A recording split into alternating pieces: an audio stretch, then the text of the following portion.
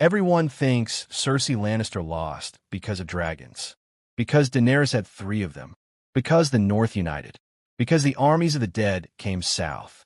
That's wrong. Cersei Lannister lost her dynasty, her crown, her children, her entire world because of one conversation in a garden with a man she thought was beneath her, and she never even knew it happened. Here's what most people believe. The Lannisters fell because they made too many enemies, because Joffrey was a monster king nobody could control, because Tywin died too soon, because Cersei blew up the September of Baelor and turned the whole city against her. And yeah, all of that is true, but those are the symptoms, not the disease. The disease started much, much earlier. It started in Season 2, in a courtyard, in a moment so casual, so brief, that most viewers barely registered it. Cersei is sitting in the gardens of the Red Keep. Littlefinger approaches. They exchange a few lines. Cersei flexes her power. Littlefinger walks away. That's it. On the surface, it looks like nothing. But here's the problem. With Littlefinger, nothing is ever nothing. That scene, that one, quiet, seemingly forgettable scene, set in motion a chain of events that would tear the Lannister dynasty apart, piece by piece, death by death, until there was nothing left. Let's go back. Let's watch it again. But this time, let's really watch it. The scene is called Power is Power. And yes, that's literally the title the show gave it. As if the writers wanted to tattoo the irony directly onto your brain. It's early in Season 2. Cersei has just received word that Littlefinger approached Catelyn Stark on her behalf, or so he claimed. He's been playing both sides, dancing between kings and queens, selling information to whoever will buy. And Cersei has had enough. So she summons him. Peter Baelish, Lord Littlefinger, walks into the gardens of the Red Keep with that smile on his face. That soft, dangerous smile he always wears. Like a man who knows the punchline before the joke has started. He begins talking about knowledge, about what he knows, about the things he's seen. He mentions Cersei's relationship with Jaime. He says it like it's a question, like it's just curiosity. But it's not a question. It's a blade. And he's pressing it very gently against her throat, just to see what she does. And this is where everything changes. Cersei doesn't flinch. She doesn't negotiate. She doesn't play the long game. She snaps. She signals to her guards. 3 crossbows rise. 3 bolts point directly at Littlefinger's chest. The message is crystal clear. I can kill you right now. Right here. And nobody would blink. Littlefinger glances at the crossbows. And then, slowly, almost bored, he looks back at Cersei. She delivers the line. Knowledge is power. That's what he said. And she responds. Seize him. Cut his throat. Stop. Wait. Let him go. She leans forward. Power is power. The guards lower their weapons. Littlefinger straightens his collar. He gives a small, polite nod, like she's just told him something mildly interesting, and he walks away. And Cersei watches him go, satisfied, victorious. She just made the biggest mistake of her life. Now, let's talk about what actually just happened. Because it wasn't what Cersei thought. What Cersei thought. I just reminded Littlefinger who is in charge. I showed him that I have the power to end his life. He will be afraid. He will be obedient. He will stay in his lane. What actually happened? She just handed Littlefinger every reason he needed to destroy her. Here's the thing about ego versus strategy. Ego wants to win the moment.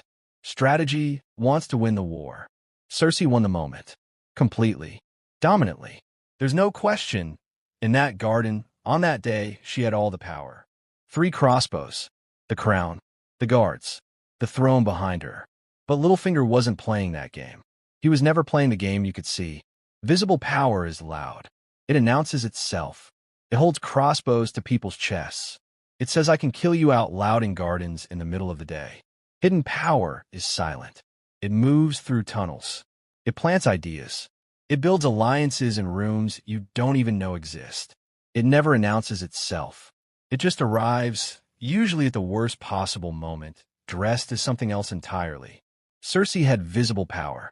Total, absolute, undeniable visible power. And she used it to humiliate a man who dealt exclusively in hidden power. What she didn't realize was you can point a crossbow at a spider. You can even pull the trigger. But the web is already built. And it's everywhere. And you're already inside it. Littlefinger didn't react to being humiliated. He didn't storm off. He didn't come back the next day with his own weapon. He just filed it away. He added it to the ledger. And Cersei had no idea that ledger even existed. To understand why that scene was so catastrophic, you have to understand what Littlefinger actually is. Most people think of him as a schemer, a climber, a man who's good at lying and bad at loyalty. And that's true, but it's incomplete. Littlefinger is something rarer and more dangerous than a schemer. He's a patient one. Think about his backstory. He grew up with nothing, a small lord from a tiny nothing piece of land called the Fingers.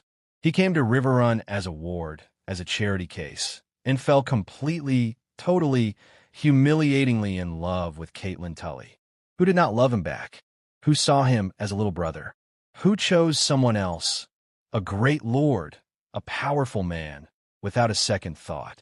Littlefinger fought a duel for her, against Brandon Stark, and Brandon Stark nearly killed him. And do you know what Littlefinger did after that? He didn't give up.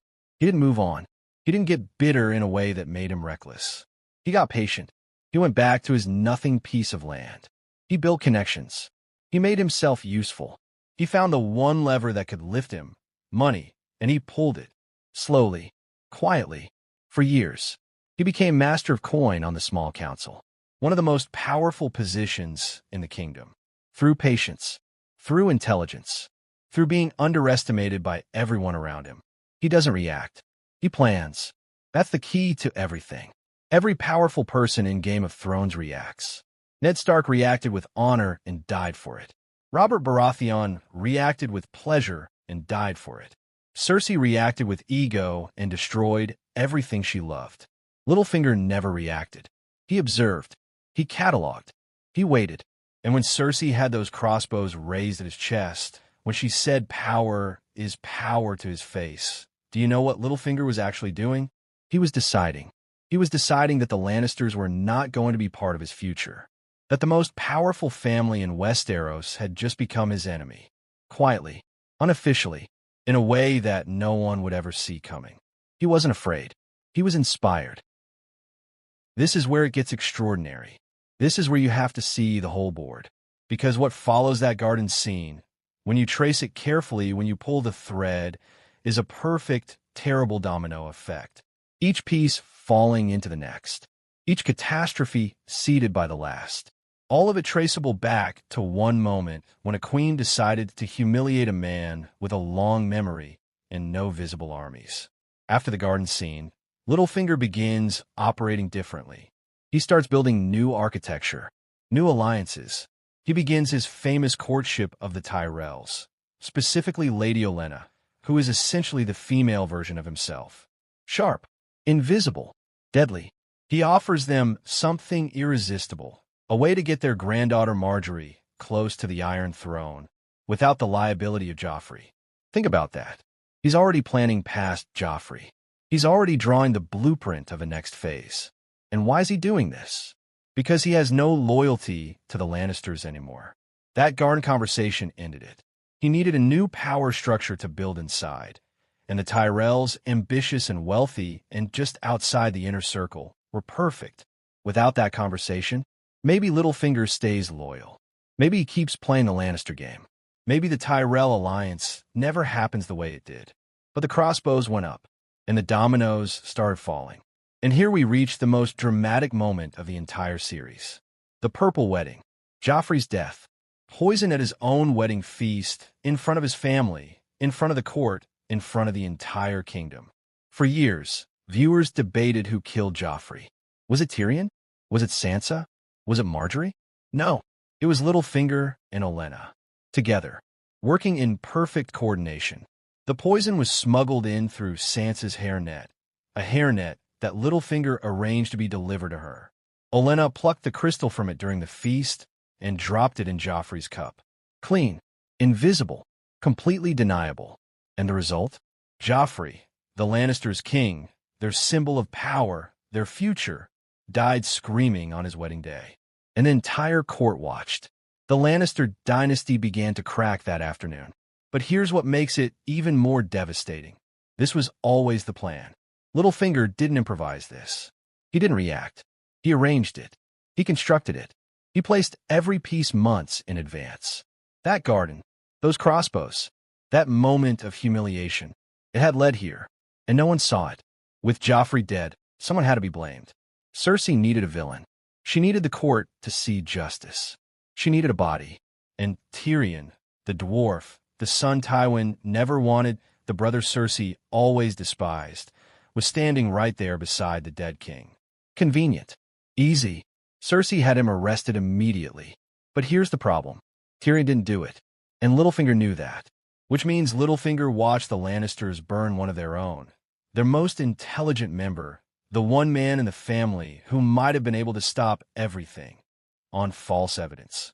Tyrion's trial was a disaster. A spectacle. Cersei's hatred made it personal when it should have been strategic. And Tyrion, humiliated and furious, demanded a trial by combat. And lost. He was sentenced to death. But Tyrion didn't go quietly. With Jaime's help, and, crucially, with information about Shae's betrayal, Tyrion escaped. And on the way out, he made 2 stops. First, Shae's chambers, where he found her in his father's bed. That betrayal broke something in Tyrion. He killed her. Second, the Tower of the Hand, where Tywin Lannister, the most powerful man in Westeros, the architect of the entire Lannister empire, was sitting on the privy. Tyrion shot him with a crossbow. Twice.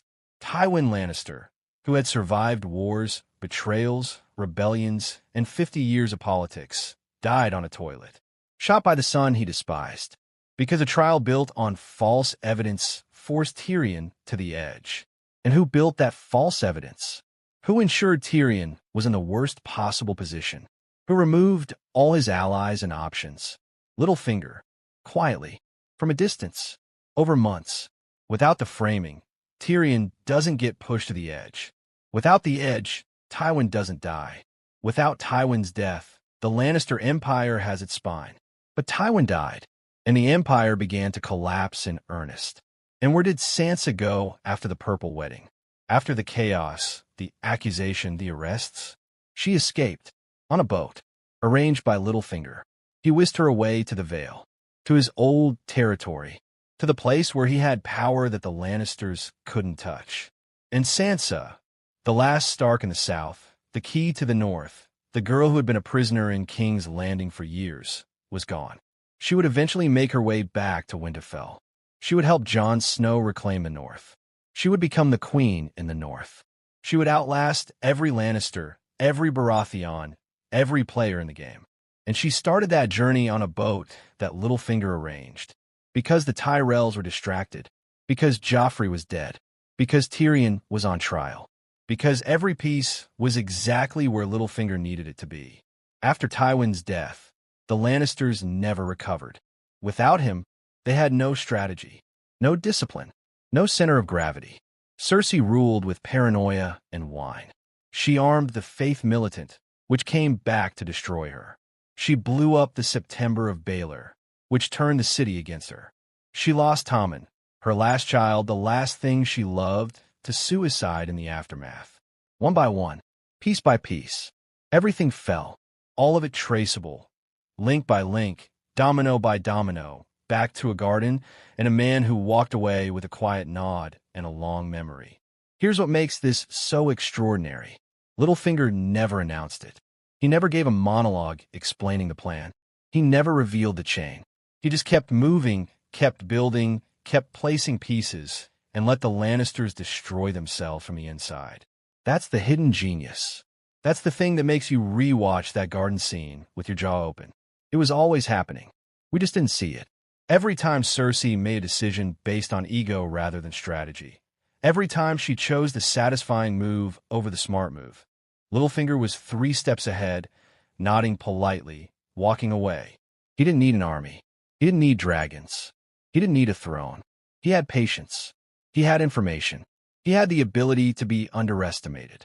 And he used all 3 to hollow out the most powerful family in Westeros from the inside out. There's a lesson here that goes beyond Game of Thrones, beyond fantasy, beyond television.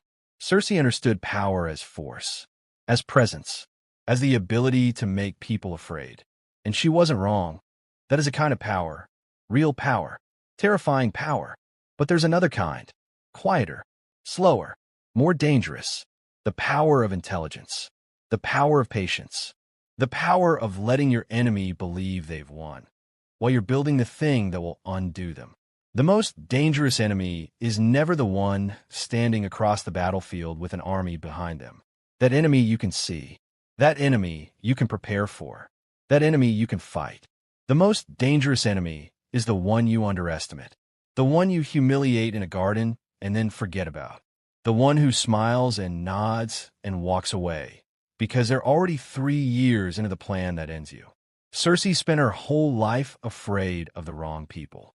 She looked at Daenerys and her dragons. She looked at the Starks and their honor. She looked at the army of the dead and their king. She never looked back at the garden. She never thought about the man with the crossbow at his chest who didn't even flinch. She forgot about Littlefinger. And that, more than any dragon, more than any army, more than any king, is what killed her dynasty. Cersei didn't lose the game when the dragons came. She lost at the moment she let Littlefinger walk away.